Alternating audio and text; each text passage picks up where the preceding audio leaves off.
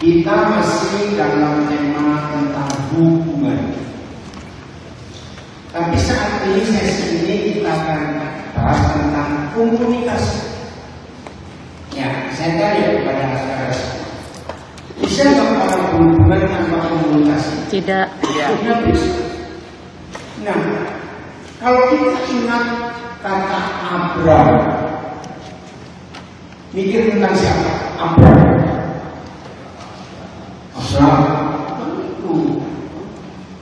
Begitu melihat kata Abraham, saudara bisa menyebutkan ada satu yang unik, satu yang hebat dari saudara kita, yaitu ketaatan.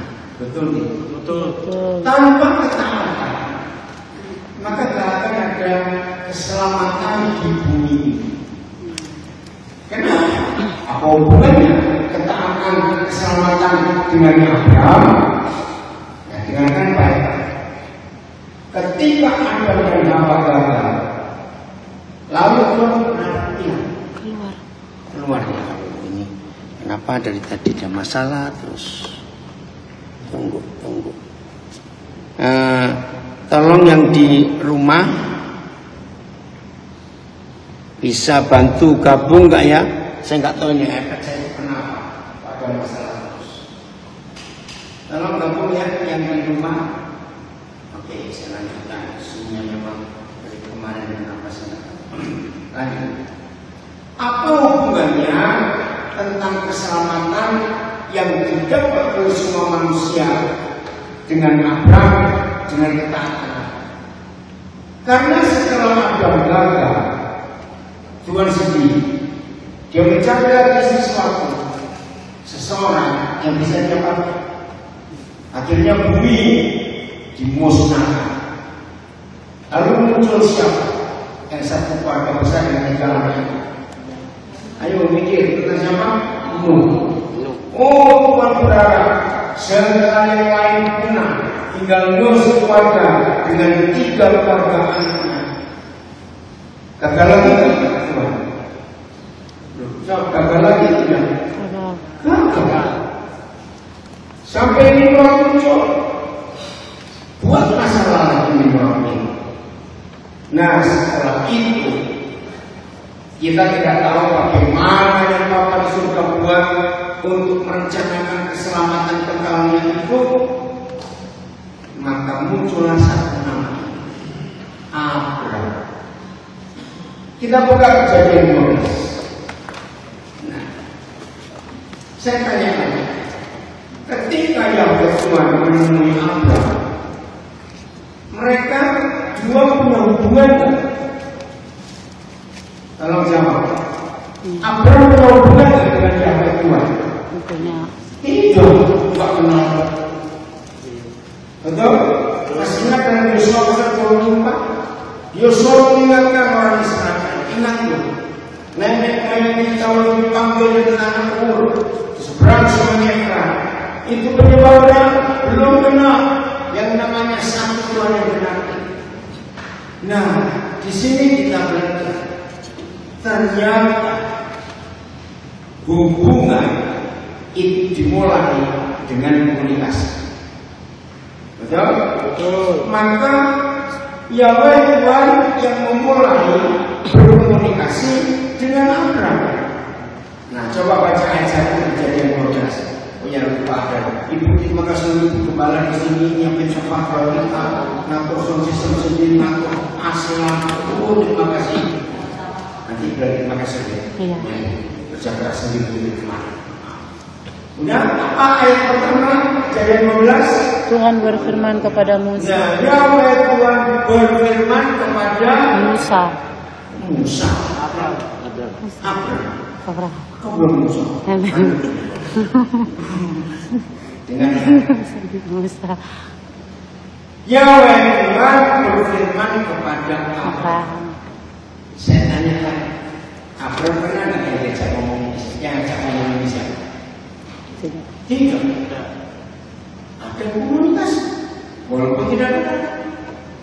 Saudara, di sini kita akan belajar betapa hebatnya Tuhan bisa menemui Abraham yang Abraham tidak kenal sama sekali. Apa perintahnya?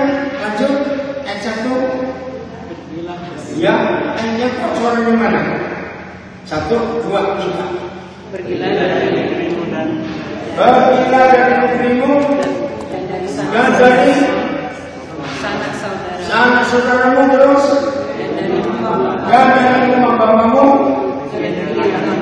ke negeri yang akan kutunjukkan.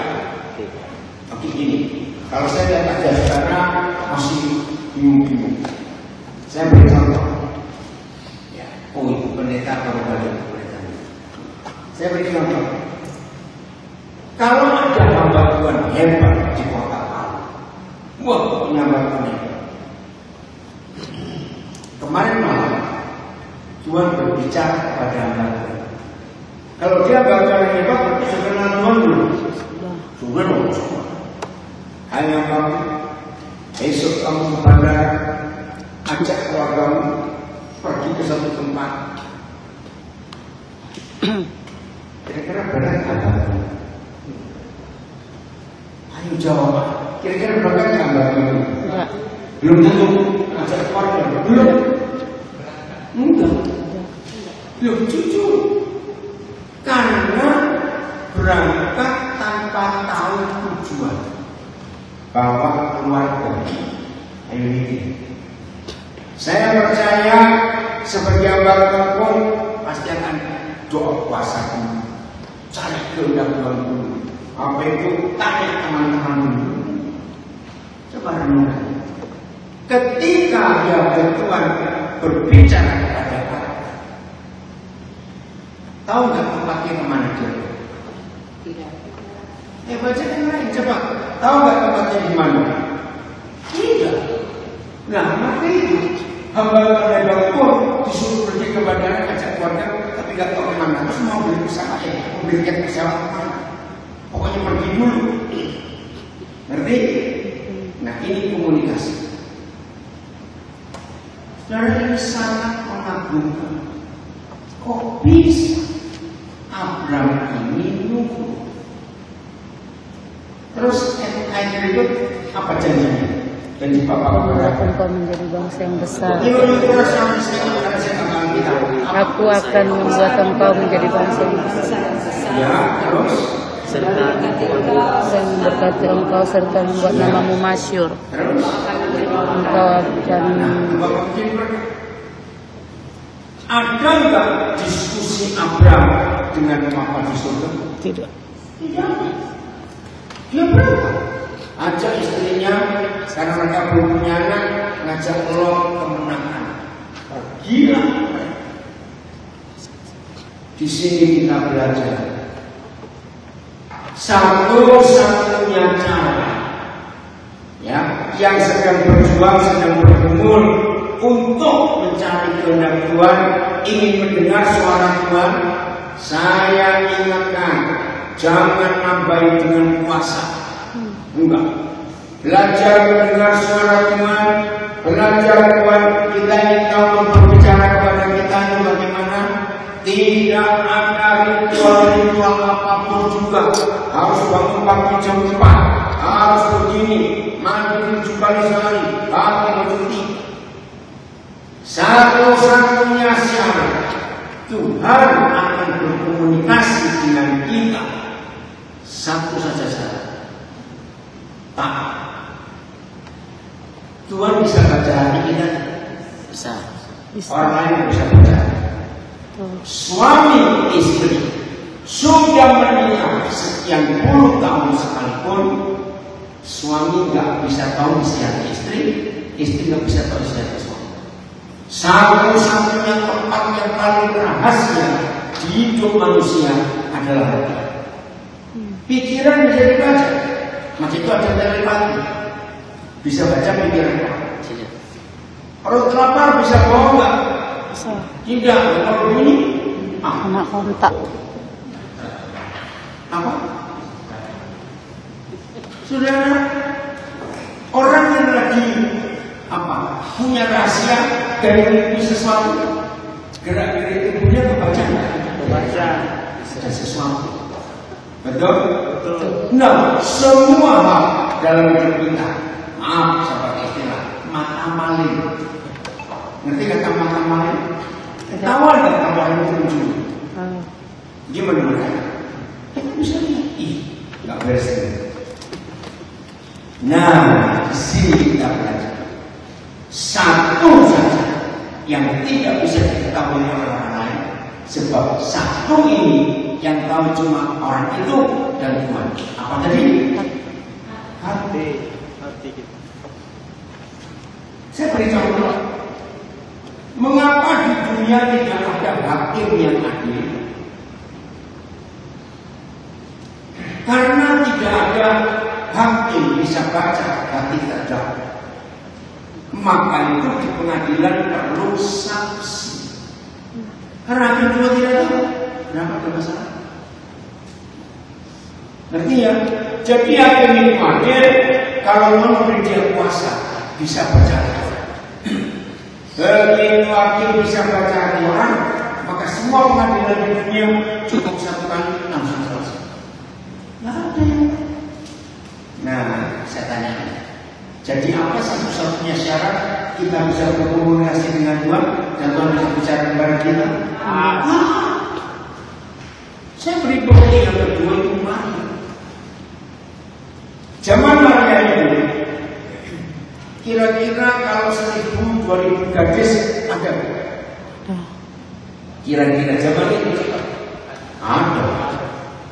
Pernah kamu dapat tanya, mengapa Tuhan pilih Maria?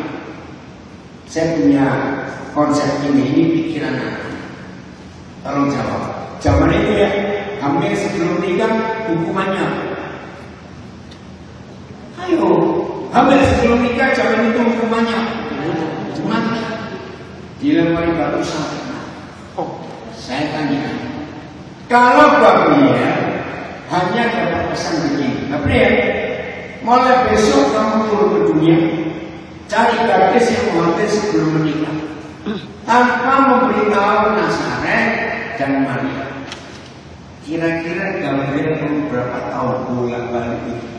Pagi-pagi turun dari surga ke dunia, ke kampung ini gadis-gadis siapa mau sebelum nikah, keliling kota itu, keliling nggak ada, yang pulang di surga, esok turun lagi.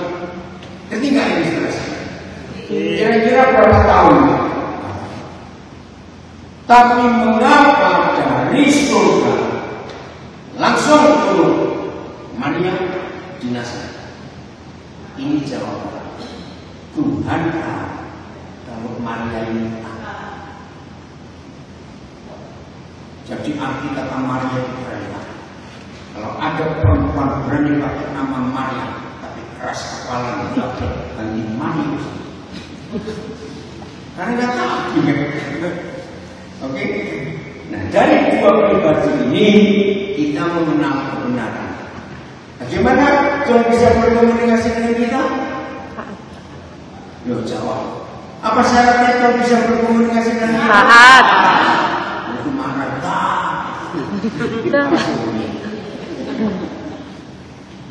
Jadi bukan doa puasa, bukan rajin baca Alkitab,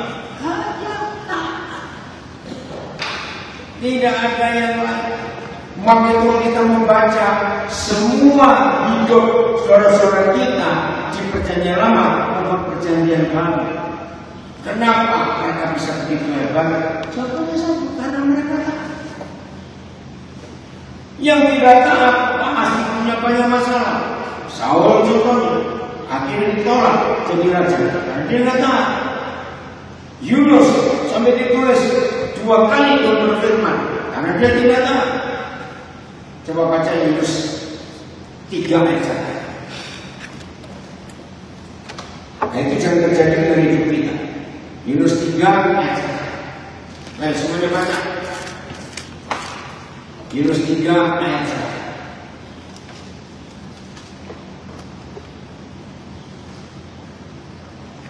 Ya, yang kuat ya. 1, 2, 3. Datanglah firman Tuhan kepada Yunus. Semuanya baca.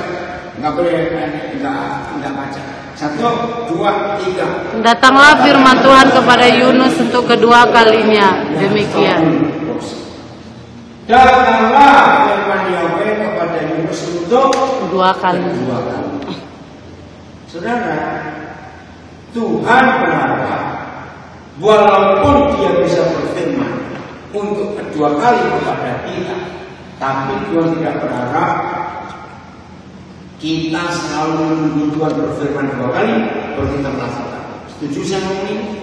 Berbahagialah setiap kita walaupun baru sekali Tuhan memerintah dan kita melakukan.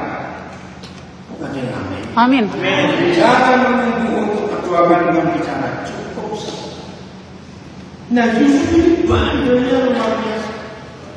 Ada dua alasan yang saya temukan. Mengapa harus sampai dua kali Allah surga berfirman kepada Yesus? Satu, tentang diri sendiri. Dua, tentang orang lain.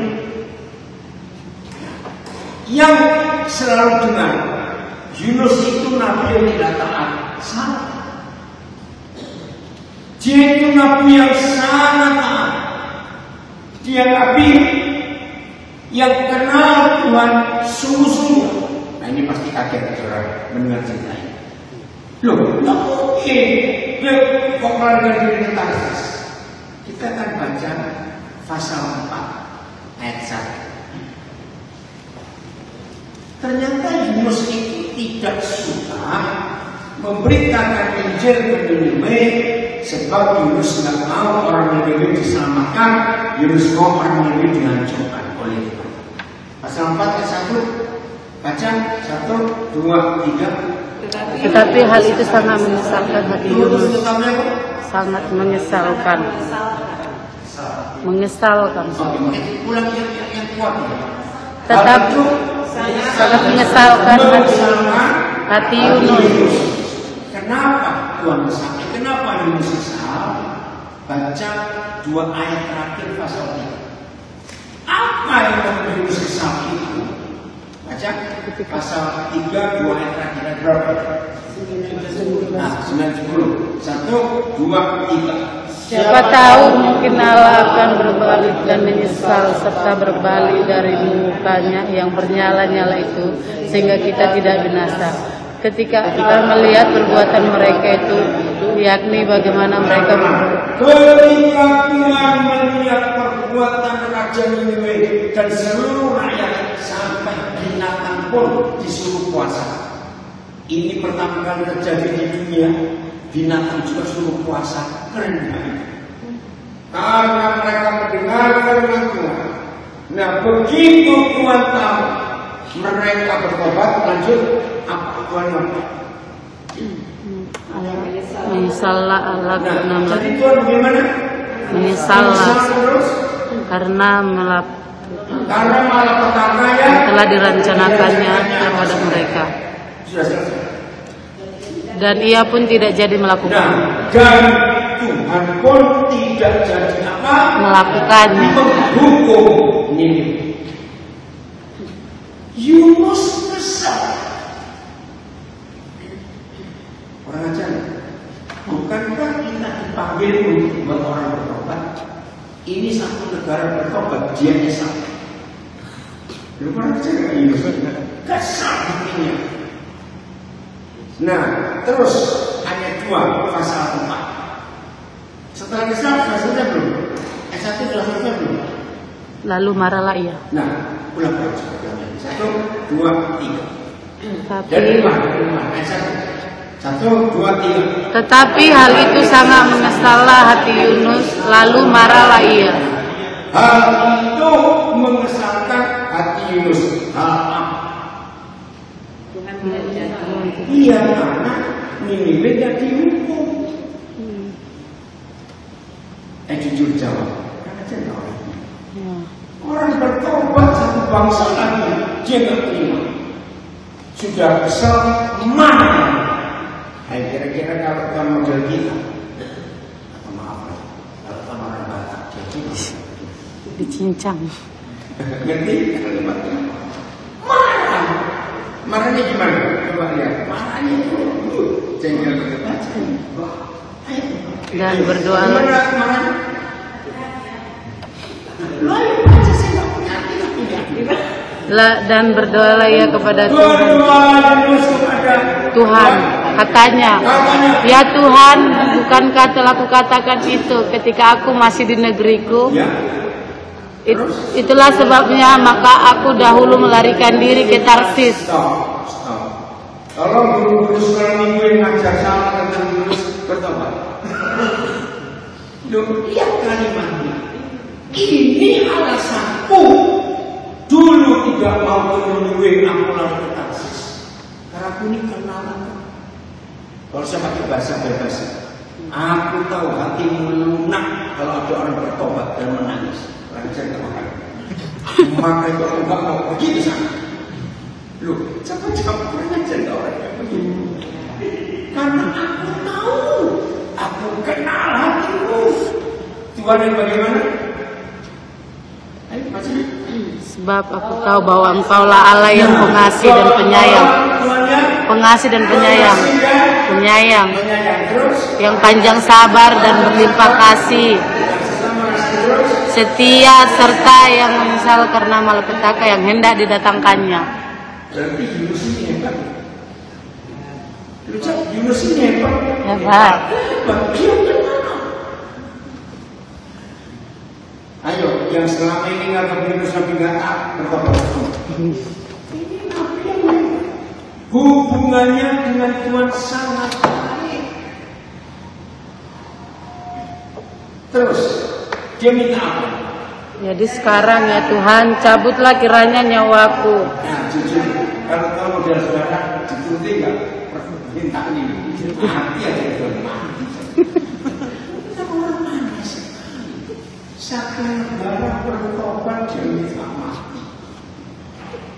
Saya bayangkan yang bapak di surga mungkin senyum-senyum, mungkin bermimpi, terus minta mati. Jujur kalau saudara Tuhan diturutin nggak? Turutin aja agamanya sama. Itu 2 kali dia minta mati. Lanjut baca lagi. Karena lebih baik aku mati daripada hidup.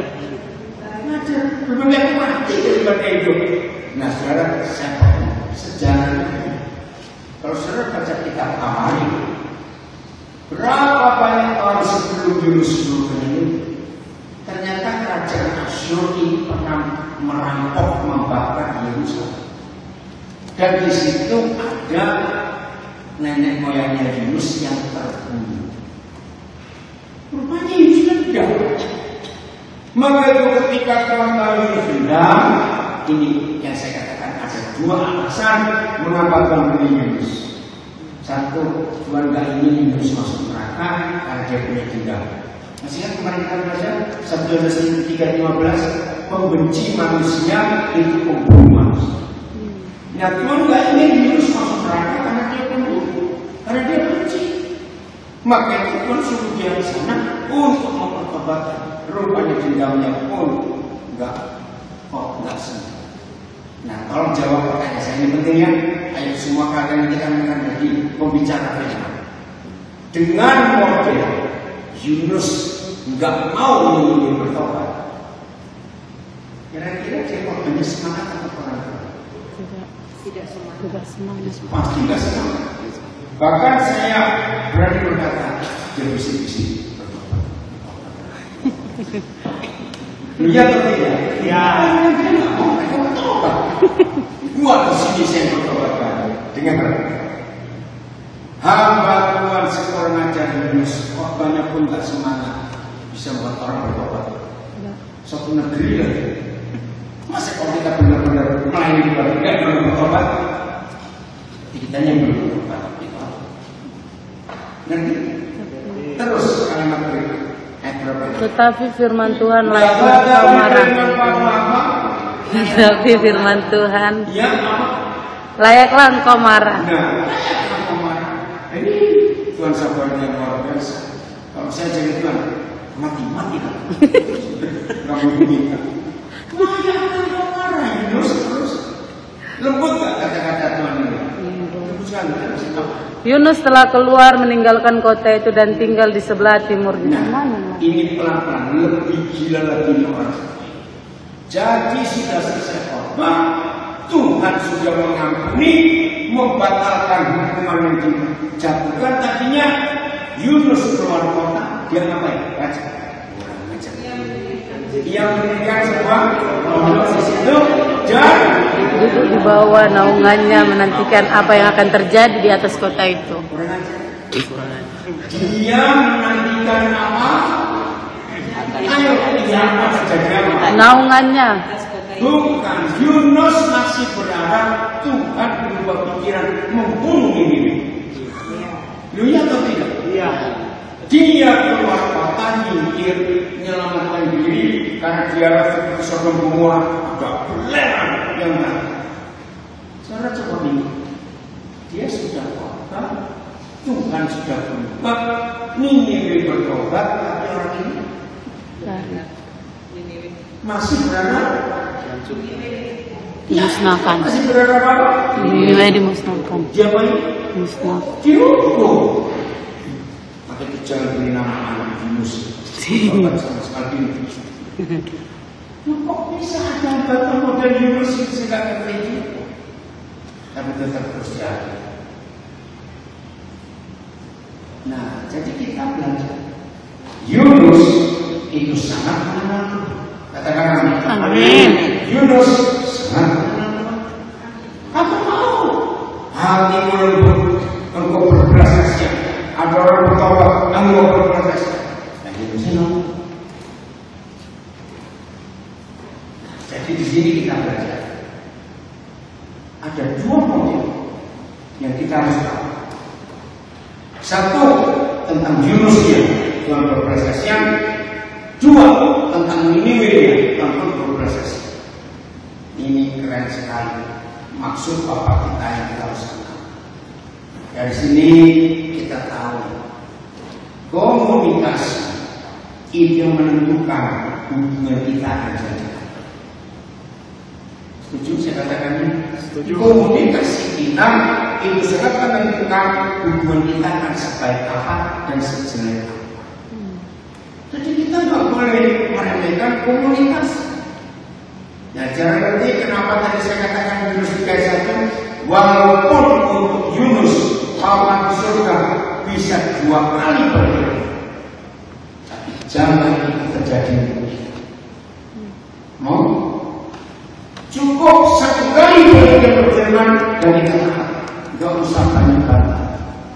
Berbagi anak kita harus seperti ini. Nah, saya kembali kepada Abraham dan Lot. Jadi Tuhan bisa berkomunikasi dengan Abraham dan berkomunikasi dengan Lot. Karena apanya tadi? Taat. Jadi kalau ada orang murid Yesus sahabat Tuhan rajin doa puasanya,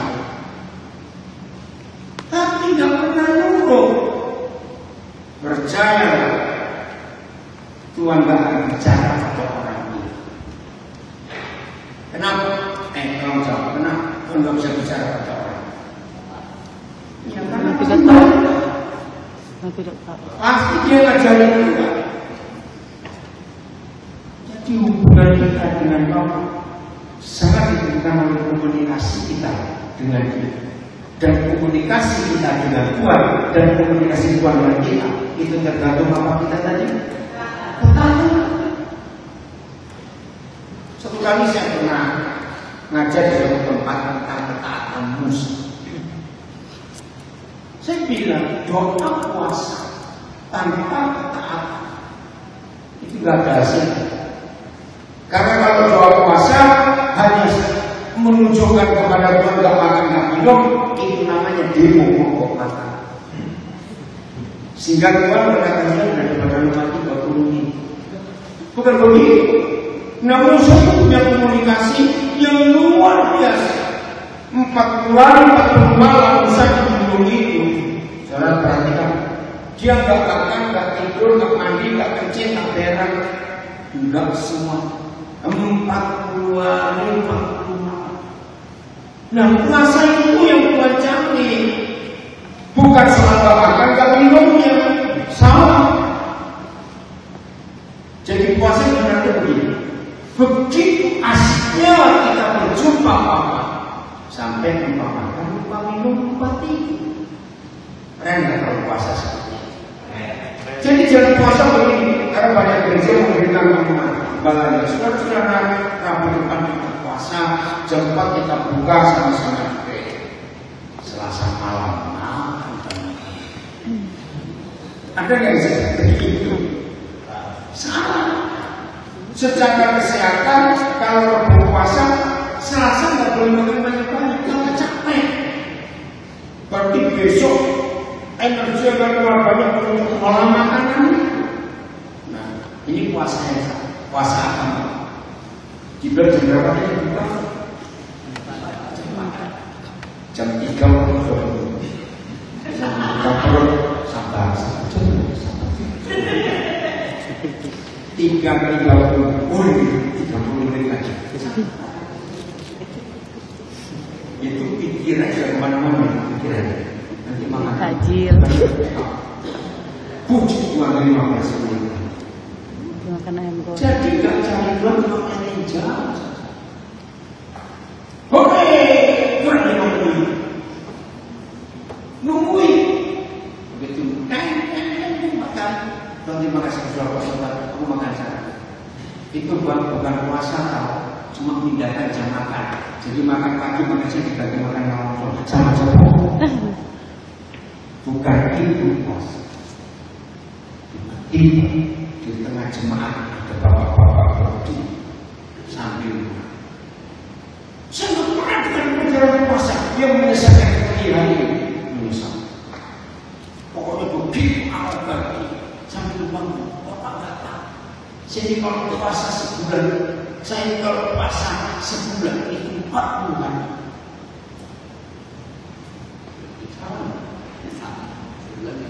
Loh, kita kira semua orang sama di gereja ini. Bisa? Salah nggak gereja ngomong? Bapak nggak tahu saya kalau puasa sebulan 40 hari. Salah ini Pak. Nggak sesuai perkataan. Katanya sebulan dari mana? Nah, saudara ketika Dia yang bapak. dia punya sanggup. Akhirnya disadar, ya maaf, aku habis. Nah, saudara, setelah kita dengar konsep ini, jawab, puasa tapi tetap tidak boleh keras kepala. Ketemu, mencoba dimulai dari ini. Apa dulu ini? Maka itu perlu sekali kita mengerti konsep komunikasi yang mudah. Yeremia 17. Oh, 18. Yeremia 18. Ayo kita buka ayat ini. Ayat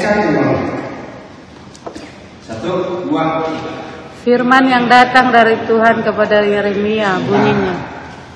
Siapa pernah merasa ini? Saya pernah merasa ini kepada nabi-nabi besar, mulai dari Yesaya, Yeremia, Yesaya, dan apalagi Yesaya. Saya sungguh-sungguhnya.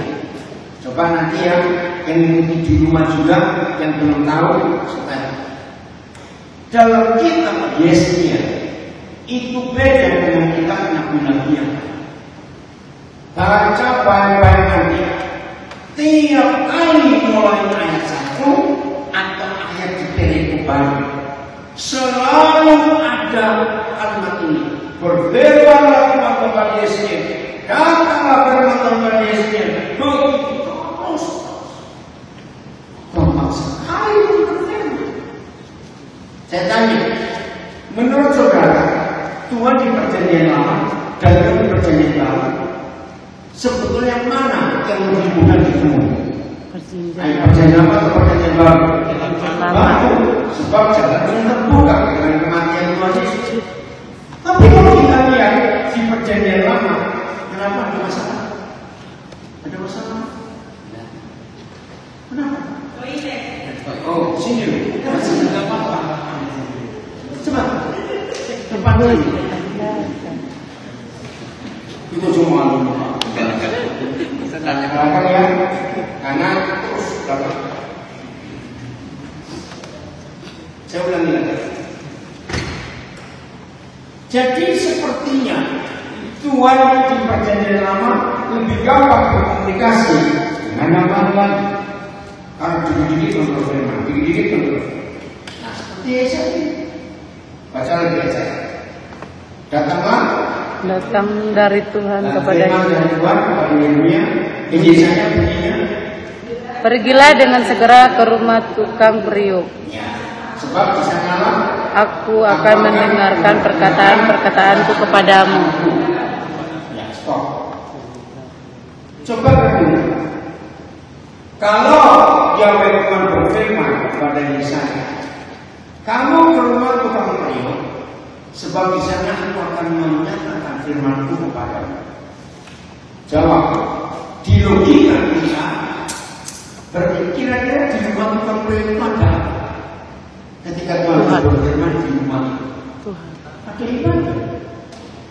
Nah, betul kan? Nah, coba jawab, ini penting kita belajar. Harusnya ada ibadah nggak di rumah tukang periuk? Karena di sana Tuhan sangat besar. Tapi baca, setelah dia sampai rumah, baca 1, 2, 3.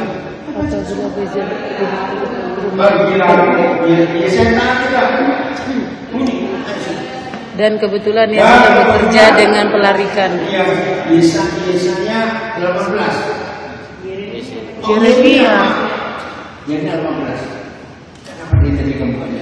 Baca, ulang. Harus serentak. Saya tidak mau ada yang nggak baca. Yeremia 18 apa? Ulang. Ayat berapa tadi? 3. 1, 2, 3. Lalu pergilah aku ke rumah tukang periuk, dan kebetulan ia sedang bekerja dengan pelarikan. Terus? Apabila bejana yang sedang dibuatnya dari tanah liat di tangannya itu rusak, maka tukang periuk itu mengerjakan kembali menjadi bejana lain menurut apa yang baik pada pemandangannya. Sampai berapa? 4. Pelarikan. Hampir anak muda nggak kenal. Itu sebuah papan kayu, ya. Dan di atas papan kayu itu ditaruh tanahnya. Dan zaman dulu itu diinjak pakai kaki juga. Lalu pelarikan itu berpulang. Saya nggak tahu di Sulawesi Tengah masyarakatnya hanya beberapa nggak tahu mereka nanti di Sulawesi Tengah ada. Atau kalau di Lombok banyak sekali. Ya, kompor. Tunggu, ya. Dan itu pelarikan.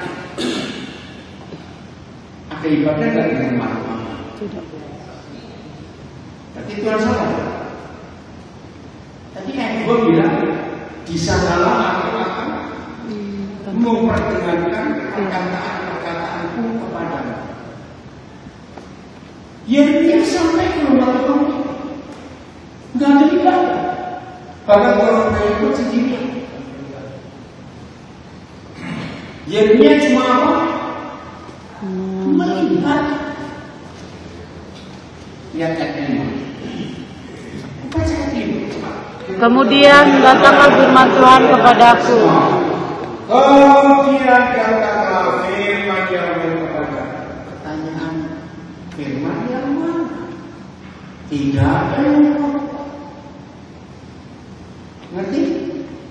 Nah, inilah salah satu bentuk komunikasi yang Tuhan beri kepada manusia. Ternyata hanya melihat sesuatu,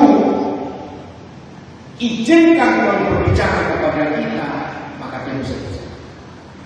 Baca lagi, kemudian datanglah firman kepadaku. Bunyinya, masakan aku tidak dapat bertindak kepada kamu seperti tukang periuk ini?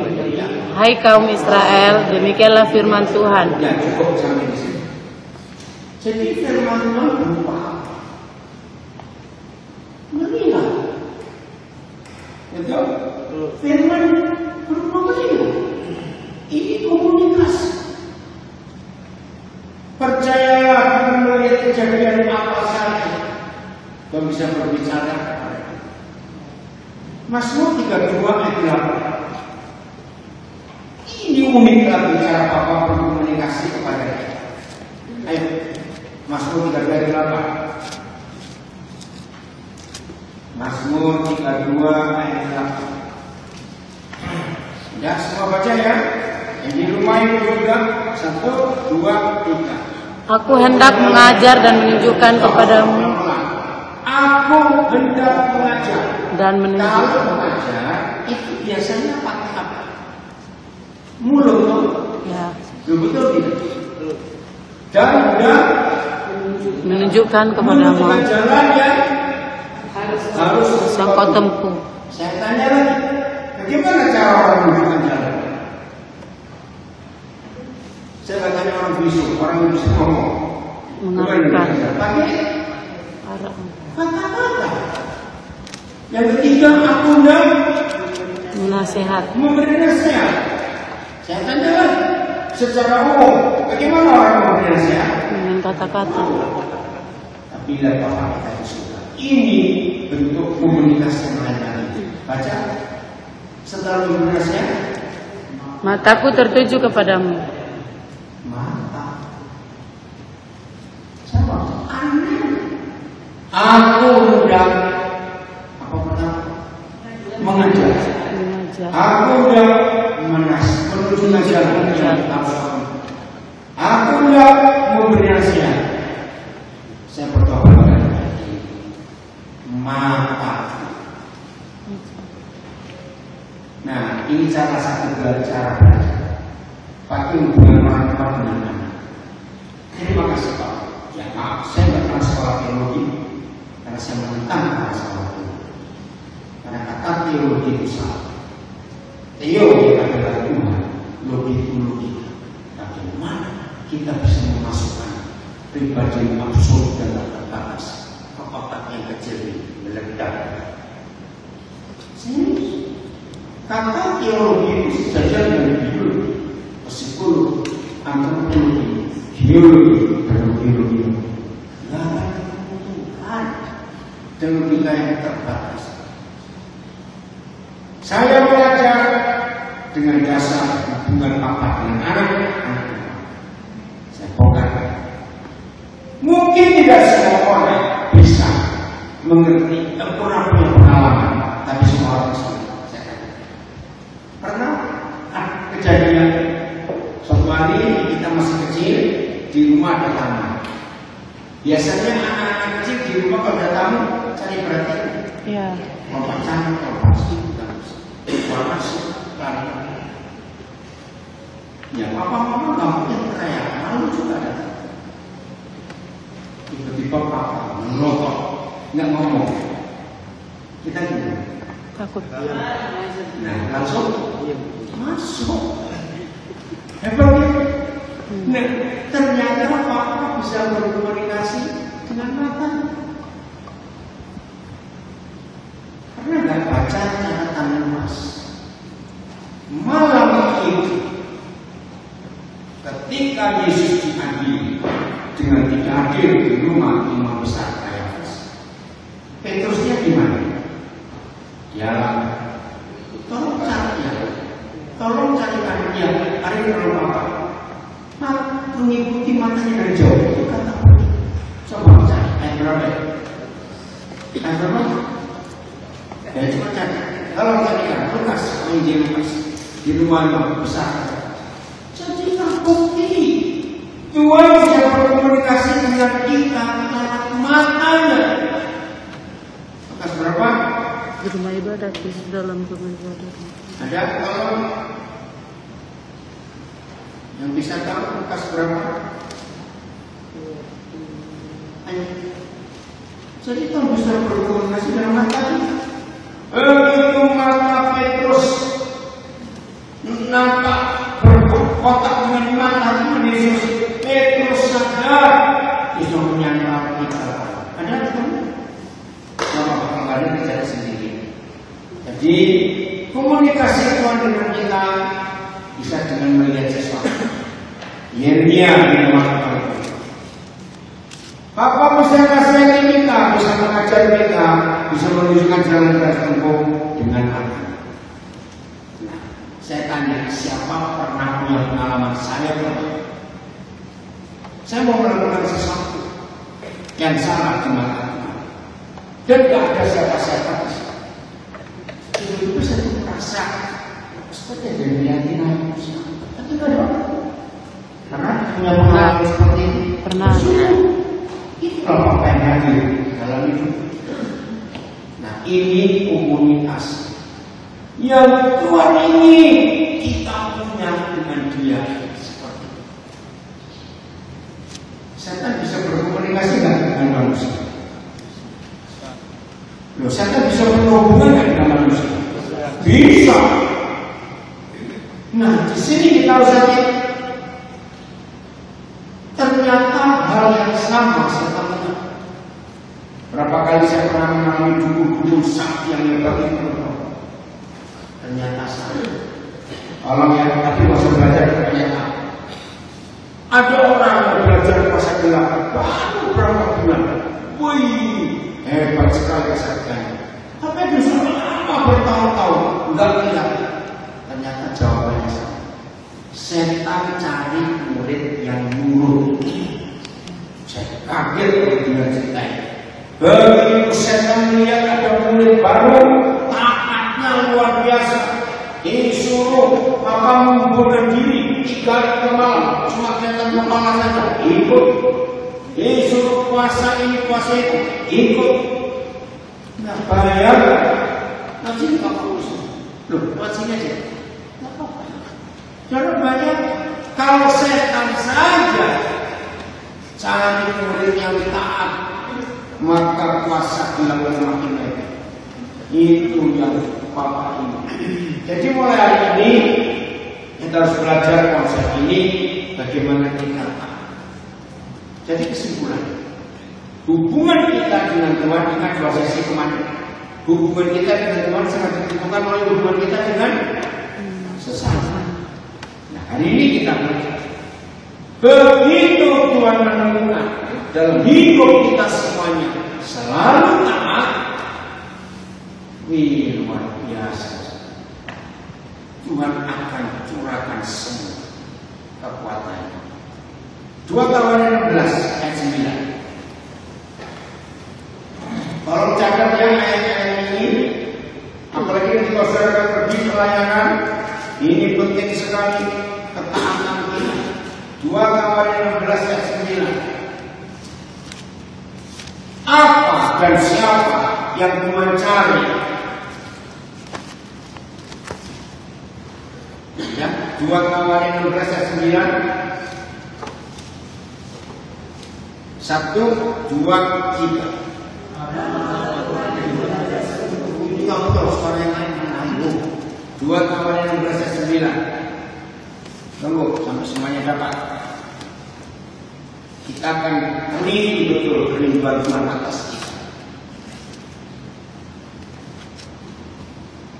Sudah? 1, 2, 3. Karena maka Tuhan menjelajah seluruh bumi untuk melimpahkan kekuatannya kepada mereka yang sungguh hati terhadap Dia. Tapi dalam hal ini engkau telah berlaku bodoh. Oleh sebab itu mulai sekarang sampai di sini. Maka Bapa di surga selalu menjelajah ke seluruh bumi. Artinya apa itu menjelajah seluruh bumi? Ayo, mengamati, mencari. Dalam firman ini luar biasa. Maaf saya katakan, banyak pengajaran gereja hanya lebih menekankan lamanya berdoa, banyaknya berdoa, tapi nggak belajar taat. Nggak bisa. Yang Bapak cari menurut 2 Tawanan 9 adalah orang yang apa? Sesungguhnya orang yang bagaimana bersungguh hati, bukan yang rajin puasa, rajin doa, bukan. Yang bersungguh hati, yang serius, rajin memberi persembahan, tidak. Yang baca yang apa? Doa. Tuhan cari orang yang bagaimana? Bersungguh hati. 2 Tawanan 16 ayat 9. 2 Tawanan 16 ayat 9. Jadi konsep agamawi yang selama ini salah kita harus buang. Ganti ketaatan. Amin. Mencari orang yang taat. 2 kawan yang berhasil.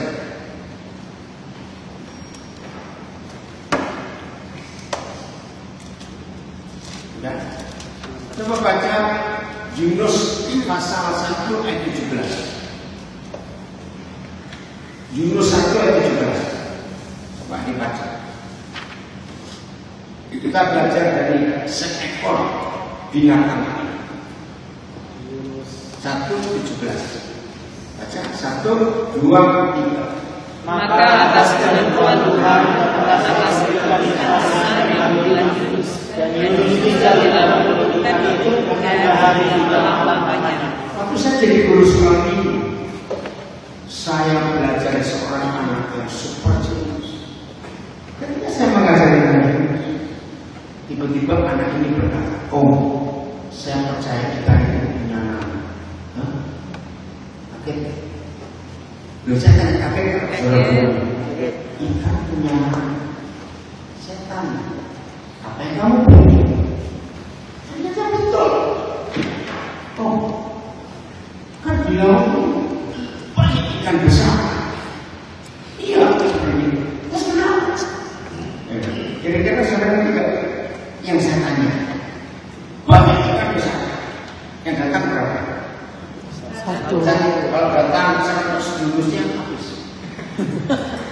Loh, sudah nggak jadi rebutan. Wih, betul juga ini kan. Percaya kalau kita paling. Ikannya karena diperhatikan. Dia nggak tahu satu namanya. Karena yang dipanggil cuma 1. Hebat kan? Maka itu konsep teologi saya belajar dari anak-anak. Tapi itu kata Yesus belajar dari Bapak.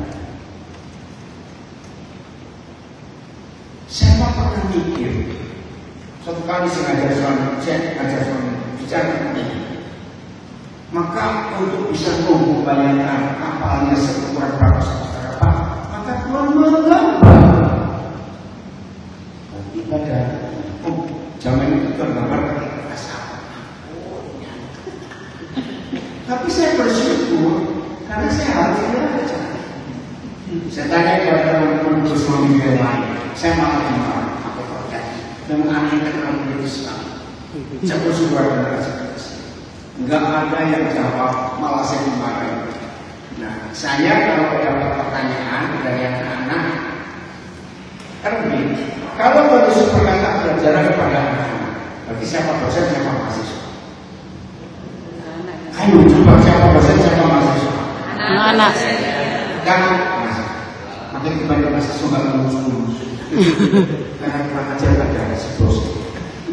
Tapi jangan benar-benar kan mereka itu mahasiswa. Jadi kalau saya ditanya, saya bilang, oh minggu depan jawab. Jadi sebelum saya belajar dengan soal ujian ini, minggu depan. Sabtu pagi baru aku jawab. Ternyata dalam Injil Yohanes 8 ayat 32, Yesus menulis di tangan dengan jarinya. Wah, saya dapat ini sekarang. Saya bersyukur kepada Tuhan. Jadi hari Minggu masuk kelas ujian, jadi ternyata bukan gambar pakai kertas anak-anak, pakai anak, baca anak. Apa? Aku pernah tanya ke Andrew. Oh, ke Andrew. Oh iya. Tanya ke ini, Yesus lukis apa? Oh, bisa. Di situ kita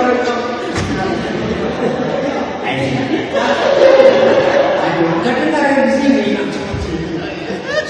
Dia lukis apa? Ya, mungkin jawabnya apa ini? Andrew juga nggak bisa jawab. Nggak bisa memang. Sampai ini juga nggak tahu mau bisa Tuhan Yesus. Tapi yang saya ditanya kertasnya apa? Kertas. Satu kali ini kelas yang bisa. Karena bagian saya mengajar tentang Tuhan yang Maha Kuasa. Ternyata penjelasan saya bisa diterima. Enggak ngerti. Cukup terasa lagi, jelas sudah enggak ngerti. Ya, saya bilang minggu depan menjawab. Wah, saya bisa belajar. Tuhan bagaimana cara menjelaskan kepada anak-anak tentang Engkau itu Maha Kuasa dan kelas besar. Tiba-tiba dia gampang pun minggu depan akan bawa bulan dunia masuk ke kelas. Karena anak bisa belajar dengan ini. Ya. Terus jadi juga luar biasa juga. Jadi saya percaya, saya lulus ujian saya minggu ini. Itu saya angkat, saya letakkan bulan dunia global itu ke tengah-tengah di meja dan anak-anak saya suruh keliling. Kalian percaya tahu bulan ini air semua atau daratan semua?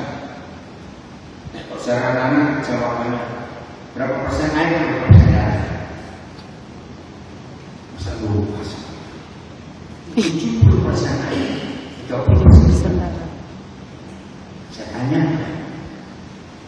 dunia berapa? Iya.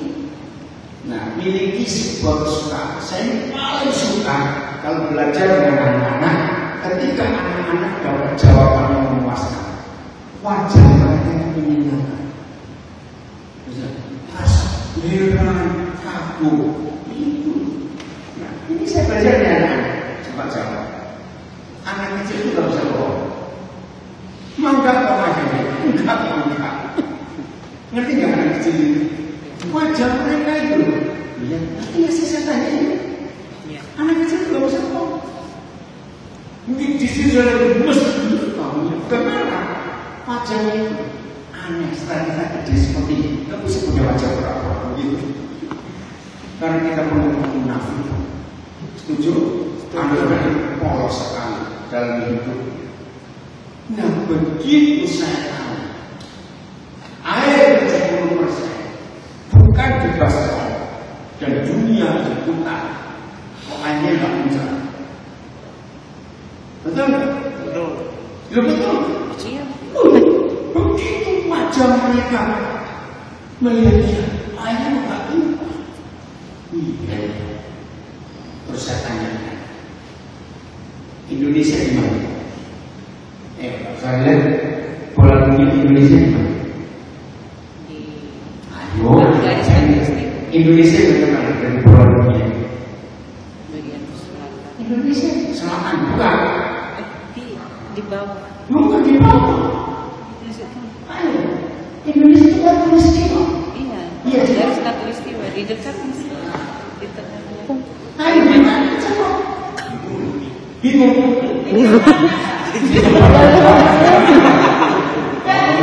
Saya cari dulu ini. Loh, lihat bola dunia Indonesia di bagian mana? Di bagian peta. Di atasnya Australia. Iya, di bagian mana? Di bagian bawah. Di bagian bawah. Apa? Nggak tahu. Apa semuanya? Minta suaminya yang ngajarin. Lalu ada anak muncul yang di garis tengahnya karena nggak terus. Tiba-tiba ada satu anak yang mereka kata, loh, berarti berdiri kita. Saya belum juga nih. Kalau begini, lagi Indonesia kita, sebenarnya kan berdiri seperti apa? Nggak begini loh. Lu jangan tidak. Iya. Kita kan selalu daripada sekalian. Kecil ini sudah setahun. Betul? Betul. Tahu New Zealand Selandia Baru? Di bawah. Jadi berdirinya orang di sana bagaimana? Terbang. Dunia menurut itu.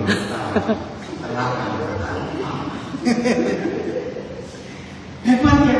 Nah, di situ anak-anak bisa membayangkan, oh itu arti Tuhan Maha Kuasa. Saya juga bisa jelaskan apa. Hebat. Maka itu dosen terbaik. Nah, kalau Petrus bisa bertobat karena mata Yesus menguatkan Petrus. Jadi hari ini ayo kita belajar Tuhan hadir dengan segala cara, maka dia bicara. Bagaimana? Kejadian 18 ayat 1. Besok kita ketemu lagi dia belajar lagi. Kejadian 18 ayat 1. Kemudian Tuhan menampakkan diri kepada Abraham dekat pohon terbanting.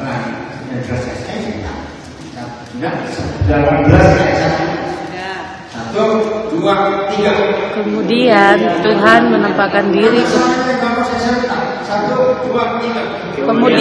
Tuhan menampakkan diri kepada Abraham dekat pohon terbanting di Mamre. Sedang ia duduk di pintu kemahnya. Kemudian Tuhan menampakkan diri kepada Abraham. Apa kata menampakkan diri? Ini komunikasi, ini hubungan. Perlihatkan, apalagi dalam bahasa orang. Tuhan menampakkan diri kepada Abraham. Istilah gereja, istilah rohani. Tuhan hadir.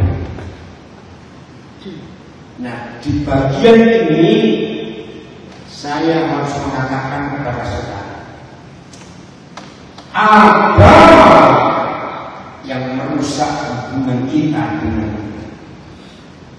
Saya ulangi, hanya agama yang merusak hubungan kita dengan Tuhan. Simpan dulu, kita akan bongkar kisah ini, maka kita akan agama itu untuk ketemu Tuhan, pemahaman. Lihat yang paling besar di sini. Mau menentukan satu hari aja, sibuk lihat ini, lihat itu, perang lagi sendiri, nggak ngerti apa. Mereka itu kalau sembahyang agama apa sih? Nggak cuma ngitung jamnya, nggak cuma ngitung menitnya, detiknya pun dihitung. Lihat lagi, jangan ada saya ini, pribadi kamu Tuhan. Kecepatan satu detik Tuhan sudah berkata, salah satu detik Tuhan sudah pergi. Nah ini kata Tuhan hadir menemui Abraham dalam kondisi cuaca bagaimana? Panas terik. Abraham duduknya di mana? Di pintu kemah. Zaman itu ada listrik atau belum? Iya. Jadi kalau dia duduk di pintu kemah itu cari apa? Kembali kanan.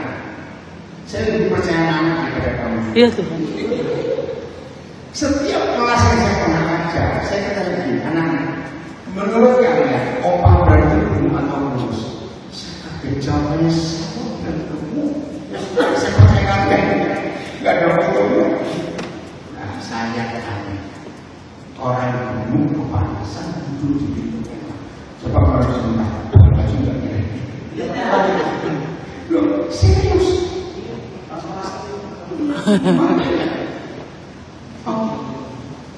Mereka orang gemuk kepanasan duduk di depan nggak pakai baju.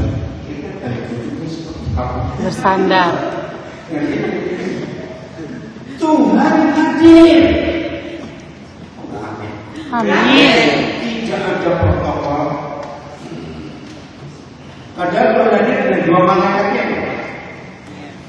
Kira-kira kalau Tuhan dalam agama pasti Tuhan itu malaikat tegur Yesus. Padahal hancur lagi. Masa begitu mau ketemu? Saya bertobat kepada Allah.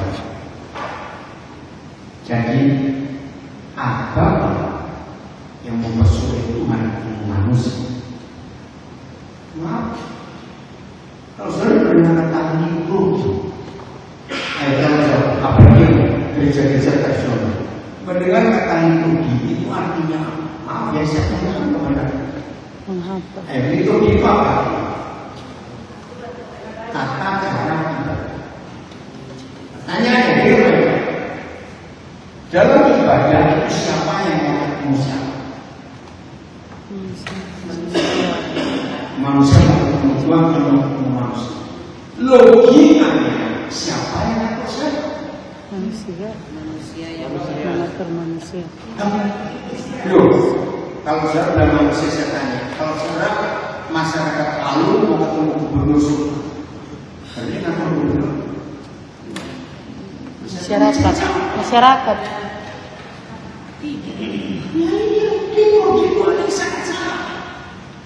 Kita mau ketemu Tuhan, harusnya dia yang ngatur kita.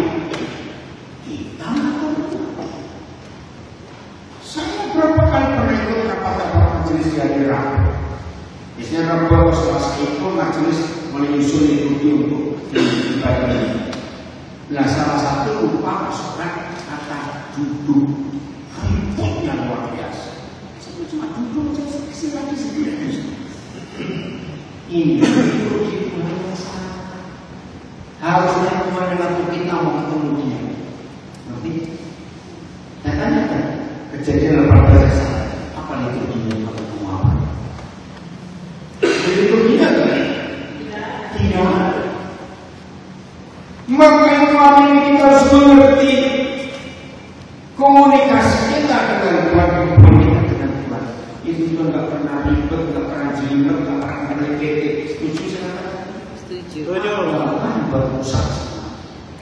Harus begini seperti itu, pakai terus berlebihan. Gak pernah indah sekali. Dan banyak dari peristiwa-peristiwa yang lain yang akan ada. Maka kesimpulannya setelah kita dengar semua pelajaran ini dari Abraham, dari Maria, dari Yunus, dari Musa semuanya, komunikasi dengan Tuhan, hubungan dengan Tuhan itu gampang atau susah? Gampang. Manusia mempersulit.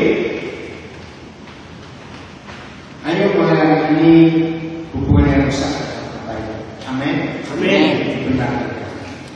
Tuhan memberkati kita semua.